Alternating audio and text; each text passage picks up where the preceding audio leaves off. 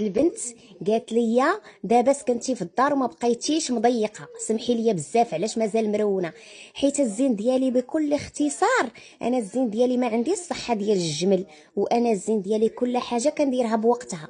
الراجل هو اللي خصو يجهز الثقل، والراجل هو اللي خصو يهز الكراطن، والراجل هو اللي خصو يحل الكراطن باش انا نردهم. يعني ما يمكنش ليا انا نتشعبط مع الحيط، نجي انا نطيح على ظهري تهرس ليا. شكون غيعقل عليا اختي وانا في الغربه؟ منين نطيح اختي ولا تفد عليا شي ايد ولا شي رجل ولا شي حاجه، شكون غيعقل عليا؟ غتقولي الراجل شحال قدو يهزك يبقى هزك، ولكن لا خطاتك صحتك شي واحد يعقل عليك؟ لا لا لا، الزين ديالي كاين في الغربه.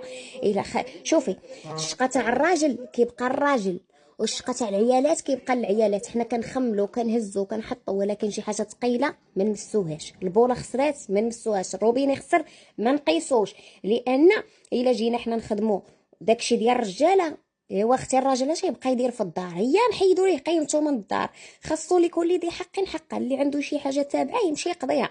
انا واخا يبقى تما كاينه 10 سنين يبقى تما كاينه، ما عنديش مشكل. ياك عندي السداري علاش نريح، عندي ناموسيه علاش نعس، كنحط راسي فوق المخده وكنرتاح، ما عنديش مشكل. اختي صحتي هي الاولى، حيت لخطاتني صحتي حتى واحد ما يعقل عليا. سيري ضربي عاد دويره في السبيطارات وتشوفي العيالات اللي كانوا يديروا شقه تاع عيالات الرجاله شنو طاري فيهم. اختي الزين ديالي خليني باركه مع راسي تنتصنت العظيمات.